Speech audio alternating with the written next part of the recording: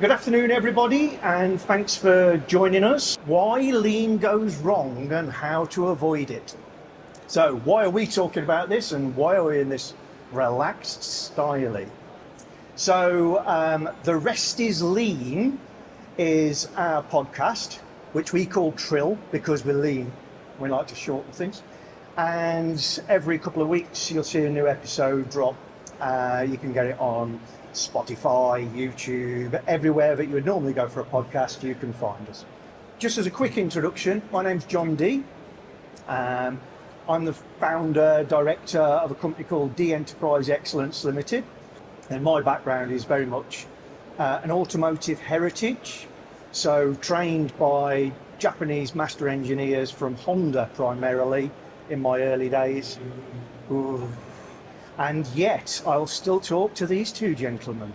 Russell Watkins, co-founder of Senpai, like John, similar background, not so interested in old Jags, knackered old Jags, but just a bit taller really. Al, who are you? I'm Alan Logan. I'm Managing Director of 3Able, which stands for 3A Business Excellence Limited. I am same as Russell in one respect. We were both trained to train by the same mentor. But we all came from the same cloth in the sense of a great organisation called the SMMT Industry Forum, which was based not a million miles away from here. Absolutely. And that would have been 26 years ago for me when I first started. Yeah. Longer for you two guys. I think another 2 years for you, wasn't it, Russ? Yeah. And probably another 5 for you, was it? All right. I'm the oldest. So, why are we here today? We run our podcast exactly like this when it's not at a big event, i.e. we turn up with a working title and then mainly ignore it. There is no scripting. And today's topic is lean goes wrong. Russell, why do you think most businesses lean goes wrong, if indeed it does for them? Okay. What's your experience? Well, my experience is I've led lean transformations that have gone wrong, but also some go right, some go wrong. You're quite right. The first thing I'm going to do is, as ever, reject the question. This is the way it starts. And then I'll accept the question. Okay. So in rejecting the question, it's, well, I mean, I don't think lean's a binary thing. You don't go from being not lean to being lean. Even the finest Toyota Lexus plants in the world, they are not lean. They're just looking for more granular stuff. And we've all worked on transformations where at a point in time, you're with a company and you think, they're mint, they've done a great job, they're cracking. And then something changes. The MD changes, the senior team changes, market conditions, something macro changes, and suddenly they're not so lean. So I guess my question to you is, what do you mean by fail? Is fail a time-related thing? It fails to sustain in spite of changes in the business, or is fail at any point in time it's just not working? So when we talk about fail, my own personal opinion is we struggle with creating and sustaining the momentum. So we get the initial excitement of we want to make things better, we want to get, be it from a quality perspective, we want to improve delivery performance, we want to engage our people more, however that may be. And we have what some of you may be aware of is a local Kaizen event. We celebrate the end of it, we make some good improvements in the main, but then give it a month later, it stops. All right? And I think it's a multitude of different things. So if we accept that premise as what we might fail, all right, I think there's a lot of things that can cause that. I don't think there's one specific answer. Can I put a bit in on why it fails? Please do. So first of all, I'll tell you about a phone call I got maybe 3 months ago. I get a phone call from a fella who runs a £20 million business and says to me, we want to do 5S. My heart sinks initially because thinking, why do I do 5S? So I say to him, okay, why? And he said, well, because 5S, I think, will help to improve our business. My heart starts to fly again because he's made a connection mentally between something in lean will help me. Now, I'm not bothered. Recipe for success is nothing to do with how much you know about lean. It is to do with the willingness to engage. So that initial conversation told me it's worth pursuing this. Digging deeper.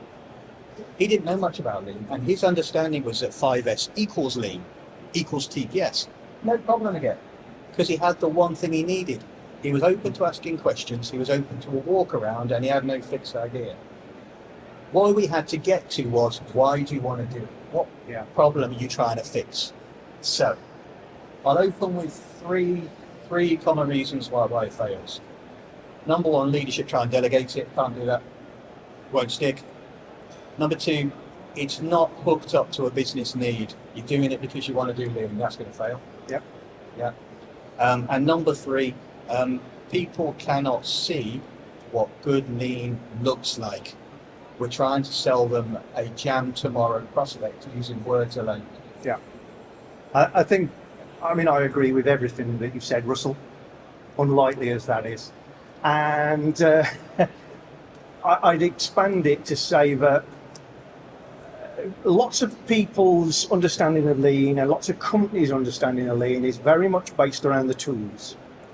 And they treat the tools as chapters in their journey. So, we're doing 5S today. We're doing 5S for the next 6 months. We're doing workplace organisation, to give it another word. Then we're going to move on to standardisation. And that's great. It's a way of moving forwards. It's certainly a really good way of learning to understand the tools and techniques that are available to you. But in terms of deploying it for the benefit of your business and the benefit of your people, I think that can be one of the ways that lean gets derailed. We're doing 5S.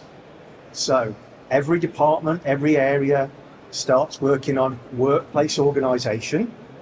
Some of them really need it. Yeah. Some of them really don't. And they start to learn that, why are we doing this? Because the boss says we're doing it. They don't see the benefit. They don't see the need, because the focus is the tool, not, again, back to Russell's point at the beginning, what are we trying to achieve here? Yeah. Maybe 5S is going to help. Maybe whatever, insert the name of the tool you prefer, is going to move us forward.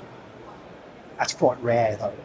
But that one tool is the right thing for the whole business. So John, you're saying start from need, always start from a need, a business need. Yeah.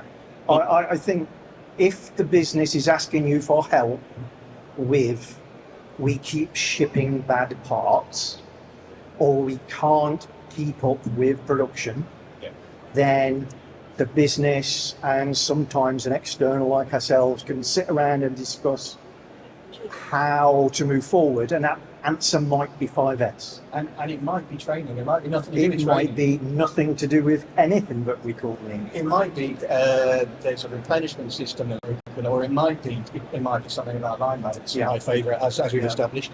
There's an issue with that, but then at least people have something to get behind. They can see a purpose. They can link activity to, I see why the problem is. It's easy to get behind. Here's a difficult thing.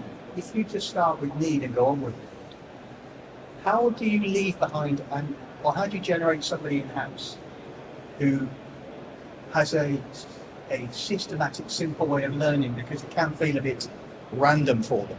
Yeah. Do you know what I mean? And again, I think that's where the tool-based approach probably does work, because if you've got, it's like reading the chapters in a book. I've learnt about 5S, I've done some 5S, now I understand a bit about 5S, I can polish that and then move on to the next chapter. And that's a great way of learning for an individual who maybe is going to be the lean leader in that business. Or for a business to learn, but they've got to understand that's all they're doing. If people are looking for benefit, then they're going to be really disappointed in some areas. So it is two sides on a seesaw. It's a great way of learning it. It's not necessarily the best way of moving your business forward quickly and sustainably. And so that's why sometimes lean gets pushed to the side. We tried it, it didn't work. Yeah. We still lost money the next year. Russell and John, I think, are absolutely right. There fundamentally needs to be a need. Wouldn't necessarily say a crisis moment, but also bordering on a dramatic need why you need to change. All right. I've never been an alcoholic. I've been close once or twice, but they say you've got to understand that you have got a problem before you can rectify the problem. So I think it's more about a self-reflection, looking to yourself if you're a business owner or a business leader and say, what is the key problem here that we're trying to solve? And to add on to Russell's earlier point is, how do we engage the people? Because you can't do it on your own. This has got to be a team event, a team ethic that you've got to instill within your workforce, because that ultimately will help drive the engagement, which will in turn drive the momentum that we speak about. Yeah. All right. Just want to pick up one other point that we raised. We talked about 5S. All right. Absolutely concur that 5S, or we go into so many organisations, and their strategic view on lean deployment is, right, we are going to set up a 5S program and put it through every single office and every single cell in the business. Fundamentally the wrong thing to do. Because if you're trying to sustain it, by the time you've got to that point and done it well, and believe you me, even just trying to do 5S well is a really, really difficult task. Yeah. Okay? You've probably already lost the first event, the people who are involved in the first event. So it's knowing what battles to pick. However, I do understand why people go down that route, and we were in the same boat. Yeah. So we mentioned earlier on that we went through, we're all cut reasonably from the same cloth. But when we used to go into organisations and do Kaizen events with these businesses, predominantly automotive and aerospace, weren't they? It was very structured in terms of what we did. The first thing we would always do is do a bit of data analysis, didn't we? Yeah. The next session we'd pick a chosen area on the factory floor and do some 5S or 5C as we used to call it then. Okay, all right. And for me personally, I can't really speak for Russell or John. I'm sure they'll tell you the same or something different. Is that got ingrained with me? Is that was the approach?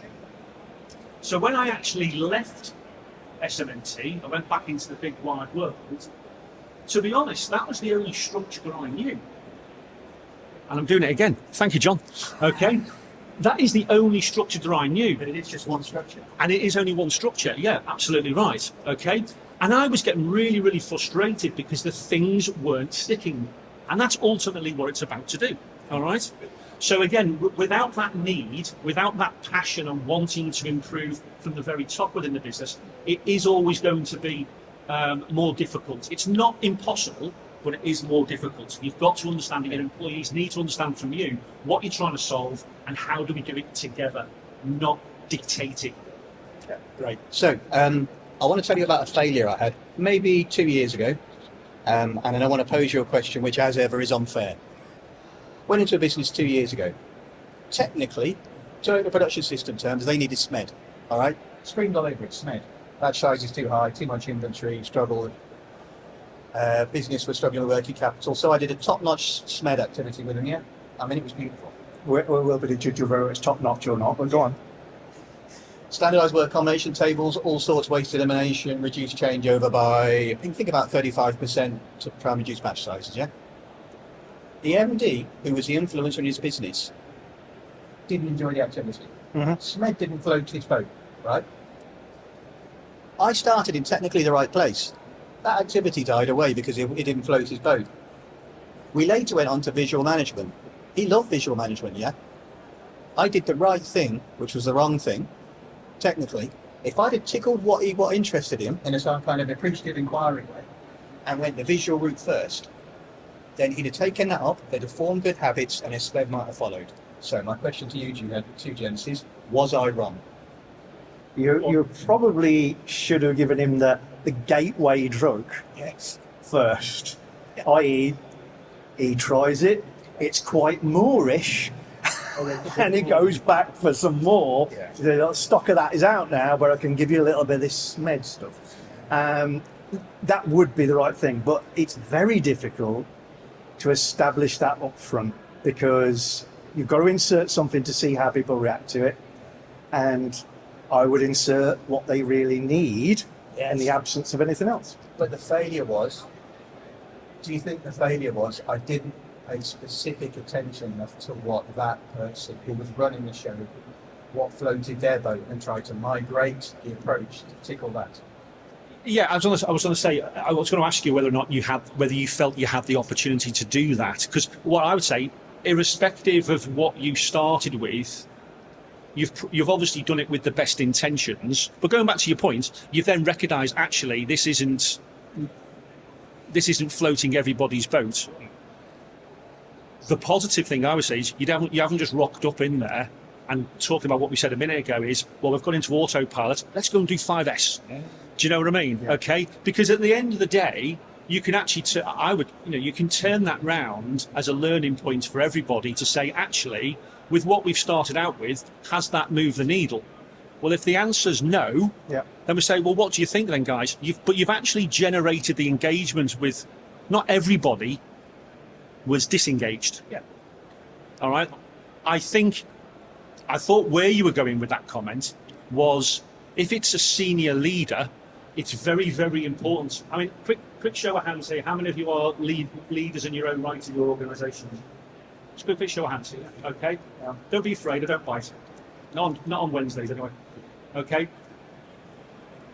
Some of you will understand that you're leaders because other people perceive you as have the capability and the experience to be able to lead others. And leading others as opposed to managing others is subtly different. Okay. Sometimes there's things that you have to do, don't really want to do, but you have to show a brave face. Yeah.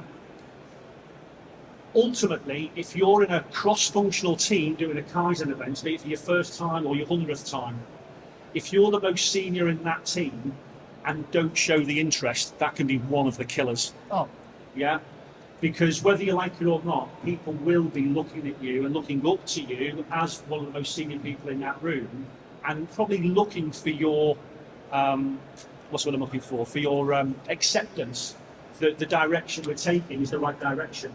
So sometimes you do have to take the leap of faith and say, actually, I may not wholeheartedly understand what's going on here, but I'm allowing it to continue because the rest of the team being involved may get more of it than I do. Mm. I wouldn't say sometimes. I would say all the time. Yeah. If you're not playing some role in it, people. As I get older, I am becoming more and more convinced that lean is about embedding useful habits in the business in terms of business systems and personal useful habits. I think if people can't, and this happens on a subconscious level, if they can't model the way that the business wants us to work, then it won't happen. Or even worse, if there's incongruence, as in if you are doing something different to what this lean queen's been telling me, then it's going to die again. So you have to actively do stuff that is visible to people that supports the lean direction you want, to the point where it becomes, this ain't lean, this is just how we operate. This is our XYZ operating system. I would say, Al, I don't know of any strong lean style businesses who haven't got a leader who models the behaviour they want. Sometimes if you're the most senior in the room, less is more, in the sense of just listen. And actually, it's a great opportunity for you to watch your teams and understand who's actually got the potential, who's getting this stuff. Because invariably, in your cross-functional team, they're going to get things more than maybe you do. But that's a positive, because they're the ones that you want to engage with and develop more. They're the ones you want to put in front of, dare I say it, the lean queens. Because they're the ones that are going to absorb it like a sponge. They're the ones that are going to take it to the next level for you, okay? Not for anybody else. And that's what you're trying to ultimately build, is enough people within your organisation that have an aligned thinking, they're passionate about wanting to make the business better, which ultimately that's what it's about, okay?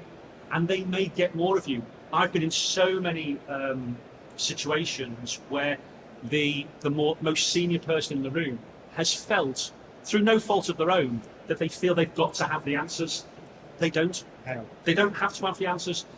Employees generally will look for the sense of humility. That's a real strength of character.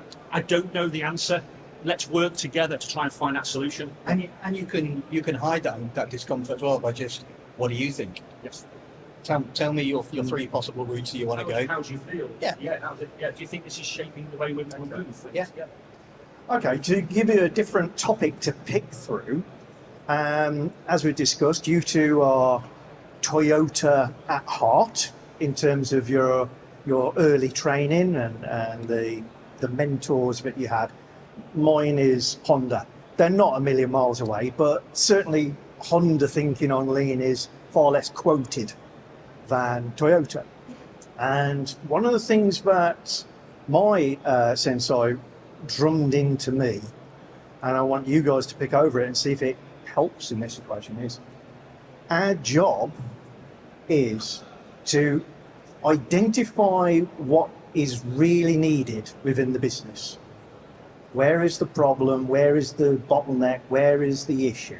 So identify the real need in the business, and then, to quote him, modify the people through coaching, mentoring, and winning hearts and minds, and modify the process such that it's almost impossible to get it wrong.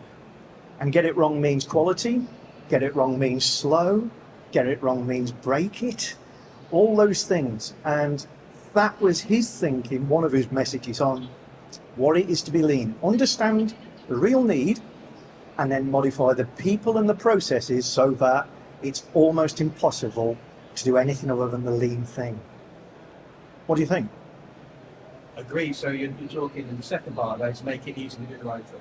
Correct. I buy that 100%. It's almost the pokey yoke of people and processes, if you're into that, for error-proof or foolproof. Yeah.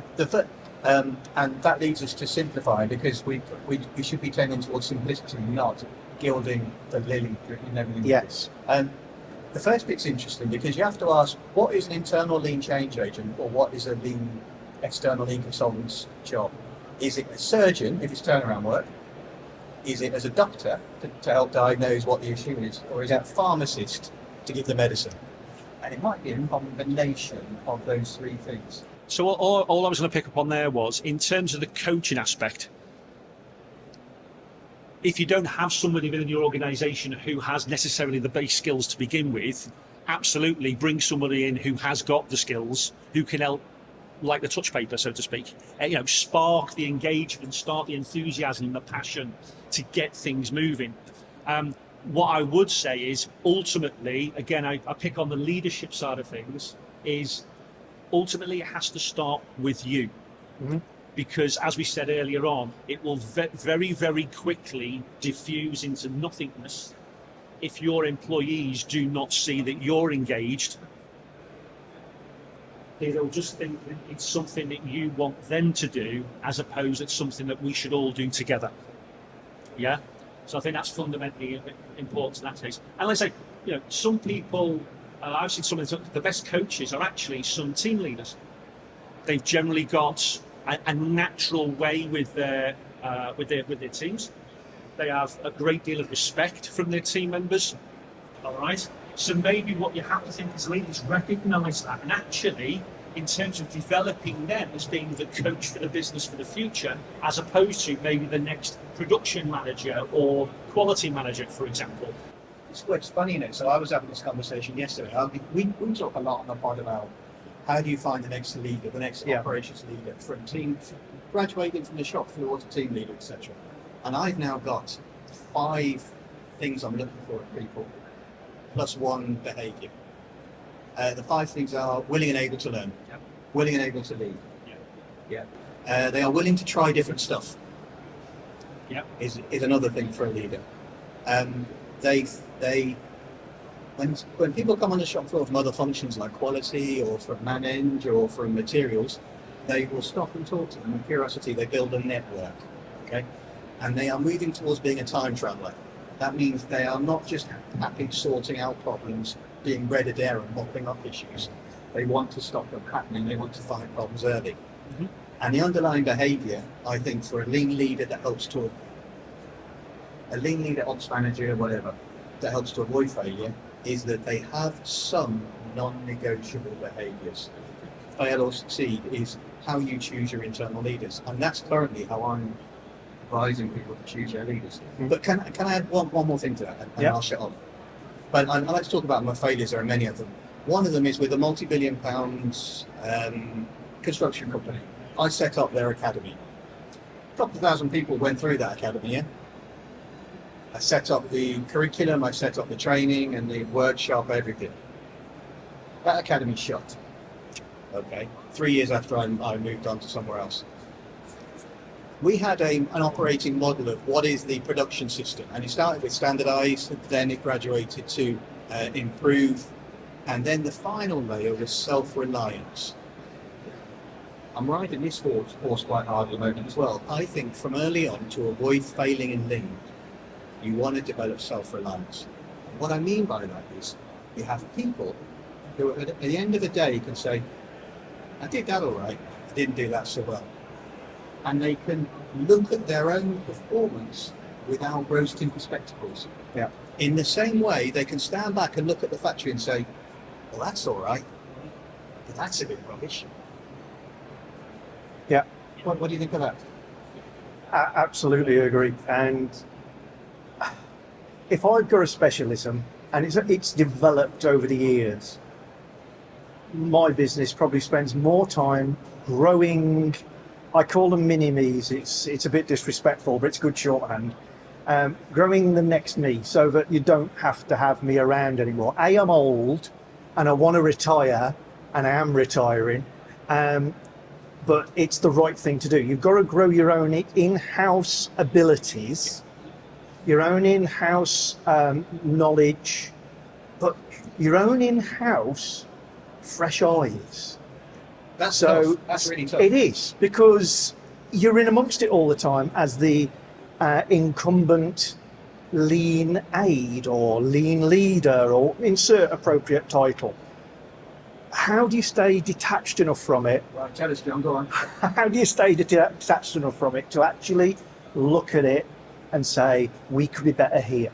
And I think part of it, and something I'm doing with my mini-me's, is I spend a lot of time taking them back out of their own business and just visiting other completely unrelated businesses. So if you're a production outfit, go behind the scenes in a bank and watch how the transactional processes work and think, could I process map this?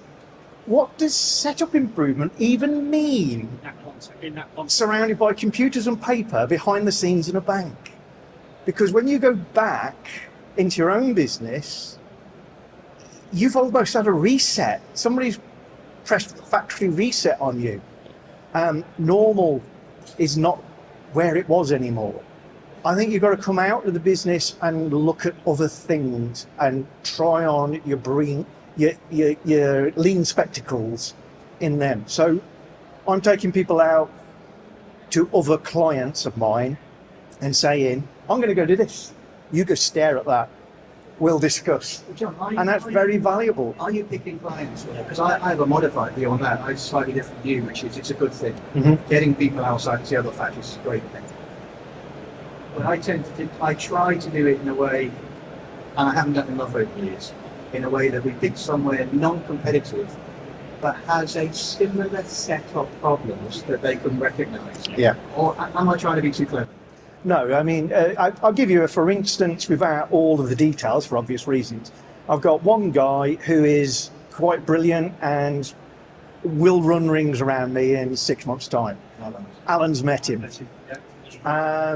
Brilliant lean leader, much younger, much better looking. He's got everything. I really hate him. Why isn't he sat here? So I've taken him out of his company, which is making, let's call it aerospace materials. And we've been to the Royal Mail. We've been to a CNC engineering company. We've been to somewhere that makes valves for life rafts. If you watch our podcasts, you will know where that is. And about half a dozen other places. And the theme is, we're trying to get the leaders, the team leaders in their factory to act differently, to work with visual management, team briefs, motivational stuff, because it's something that they've struggled with. These businesses are doing it quite well in very different ways at very different levels. And they've got visually nothing to do with what they do back at Aerospace Materials headquarters. So yeah, I absolutely agree. If you can see a theme, a problem with line balance or setup, is there some other businesses which are doing line balance or setup, and it doesn't matter if they're doing it well or badly, because maybe your person going into it is going to give them a tip. It doesn't matter. It's about training them to see differently. Exactly. I think there's two things I took away from that, John, is, and again, I'm sure we've had examples of this in the past, whereby we walk into an organisation for the first time and we'll be told, this lean stuff, well, it won't work here. Because we're special. Because we're special, yeah. It's all about cars, isn't it? Yeah. Okay. So one thing that John and Russell have explained there is actually, for those of you that don't know, anything that has a process, so step by step, tools and techniques will work, guaranteed. If you've never trusted the scouts before in your life, now's your chance. Okay, after 25 years of doing it, I can quite categorically say we've been in a plethora of different industries, and it does work. And it's not just making widgets; it's transactional environments, anywhere where there's a step process.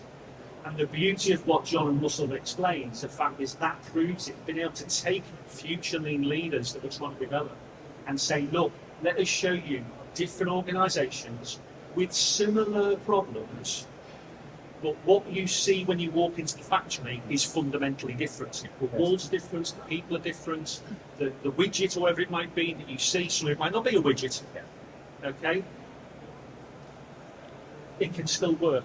All right, and it's understanding. It's the key thing is understanding where they are. They're on a journey, and it's not all going to be, shiny and new and fantastic and brilliant.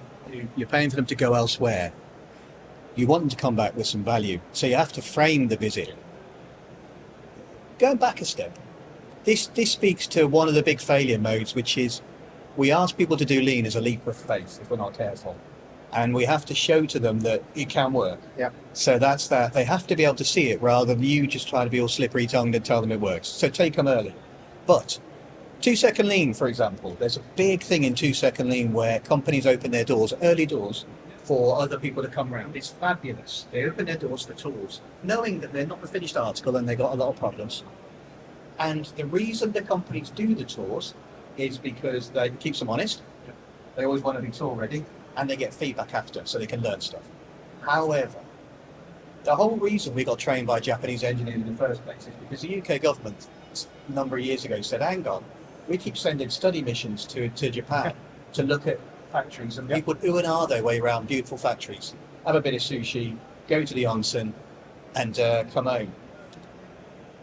So please send people to your factories, to other factories, but they must go with a question. And the question might be, I'm struggling to get my assembly line to give me good output hour to hour. What can I learn about that? And then there is a focal point for the visit. You're going to get value as a business, and they're not just going to ooh and ah their way around and have a nice finger buffer. Russell raised a really good point about, for those of you who have not seen 2-second lean, but again, let's keep it interactive. How many of you have heard of 2-second lean before? Do you watch it, Mike Akers? Yeah. Okay. Right. So, sorry.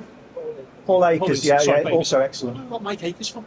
I don't know who Mike Akers is. I think I owe him money. Anyway, anyway, so one of the things that movement is incredibly good at doing is generating excitement and engagement. Early doors, All right, creating that. Way back at the beginning, we said about energy and momentum. Fantastic. All right, but depending on the size of the organisation that you've only got a finite amount of time to flick that switch and keep them engaged. All right. So it's understanding, and I hate to use the term, but I'm going to use it, is where can you get some of your wiggles up in your belt? All right? So we mentioned earlier on around where some organisations will fall into the trap that where they want to start in their lean transformation or lean deployment is do 5S across the board. All right? Now I'm going to slightly contradict myself now, but it's not intentional. These guys will know, and if you've listened to some of our episodes, one of the things that I learned when I went back into industry after my time with Toyota is theory of constraints, Ellie Goldratt, okay? And 43 minutes out. Yeah. 40 hours, don't worry, I won't be like, okay, all right? No, sorry. It's a sweet sweepstake every episode on how long it takes you. Oh, when I mention it, there you go. That's quite good for me, actually. Anyway, so for me, that was a really key turning point for me, is because knowing where to like the touch paper. Yeah. So rather than actually sweep 5S across the board, understand first and foremost where is your pain point in your process. However, you make a strong point. I'm going to play devil's advocate, and I agree with you. I agree with you on theory aspects. Let's say that bottleneck is hidden, or it's not easily seen, or it's tucked away in a corner of the factory, and there's a challenge in the business where you want people to see what good is. So the MD, she or he wants to work somewhere that's visible, so you create a model area, model cell.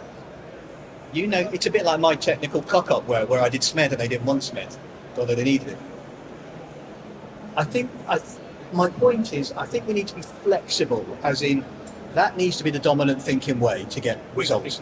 However, there's nothing wrong with starting on a main gangway where everybody goes, where even when your customers come, to show what's possible before rapidly moving on to using that bottleneck. Exactly, and there's a good point. I don't know if you remember in our days when we had Nick Sam with us, yeah? When we used to go into the factory for the first time, part of what we would do is have the factory tour to understand the process. Where does it start? Where does it finish? Meet some of the team members, get the plan and preparation and the team structure ready for our Kaizen event, for example. All right. I don't know if you ever had this experience, but Mick would always be drawn when he's walking out. He was a man of very, very few words. He knew English particularly well, but he always laid it on when he didn't know. He would always go to the end of the process, wouldn't he? Yeah. And we'd always ask the question, why do you always go there, Mick? And it took years before he answered me. Russell had a much stronger relationship with this guy than I ever did. All right? Seems still horrible. Right? But it's because, if in doubt, go nearest the customer. Yeah. Because they'll feel the benefit more. Yeah. And that's a good starter. It's a very good Al, that's a tremendous way of saying it, because you're likely to, assuming you're not hurting your people, your second priority is not to ship crap to your customer. Exactly. Just because we're going to run out of time if we're not careful, I'd like to just go along a row and just get a sort of couple of bullet points from each of us on our opinions on the big question. If I was going to make a top three, included in there would be doing it to people. Yeah. I think that's a surefire way to ruin lean and not win hearts and minds. I think that's a really obvious one, and too many businesses do it. I think a longer term one is not moving on from event-based activities and embedding it in the everyday. So today we're going to do an event and we're going to create 5S, we're going to do standard ops. When do you move on to standard ops are being evolved all day, every day? If they never make that transition, it'll die. And then my hobby horse, businesses measuring the wrong thing. Yeah. So if you measure, a couple of classics might be machining hours per month. If that is the key measure of your business, and for a lot of businesses it is, sweat the assets, they cost a lot, all the rest of that, you will turn the machines on and you will make washers. Do we need washers? No. We'll need them eventually. Why are you doing that? Because the score we're after is machine hours, or the number of standard hours worked per week. Yeah, but do we need them things? And where's the incentive to shorten that time? And you will get trapped into pushing these once useful measures up the hill. We will have had many times, can I chuck all this rubbish in the bin? No, it's on the asset register, you're devaluing the company. It doesn't. Show me the bank account that goes wrong when I chuck rubbish in the bin. But that's a measure. So they would be mine. Okay. Al, we'll close with you because you have wisdom beyond your years. So well, there's a sadness to your wisdom. There's a sadness. So if I go first, then you go. So there's two fellas you should follow on LinkedIn. Levent Turk and David Bowitz. They run BTFA, Believe, Think, Feel, Act. They have a real interest in the brain because the factory is a socio-technical system. They've done some great work. I was having a debate with Levent Turk recently about why does lean fail early, what are the success factors. And I was saying, how do you stop it being a one-night stand and make it a marriage? And I've written them down. He gave me 3 summary points that I absolutely love that tally with my experience. I've written them here. Now, they are written slightly as though you are a master of the brain, so I'll try and simplify it. The first one is, the business embeds signals that reinforce behaviours. So the KPIs, the escalation processes and the rewards all give signals for certain behaviours. They have short, repeatable habits to make practice visible, so people can see what you want them to do. And thirdly, leaders show in small ways that it's okay to run imperfect experiments. Yeah. Strip all that away, and I think you've got gold there about 3 things that guarantee success. Wonderful. And the last 3 for me would be is engage your people. I think that's been a clear message from all 3 of us. Truly engage your people. Find your constraint, your true constraint, not your Wouldn't be bottleneck. you without that. All right. And number 3 is finding us. And the third one is follow the inventory. Inventory is time. Time is money. That'll give you one of the best ways. It's not always going to be the place where the true constraint is, but it's a fairly good stab. Absolutely. Inventory is a symptom.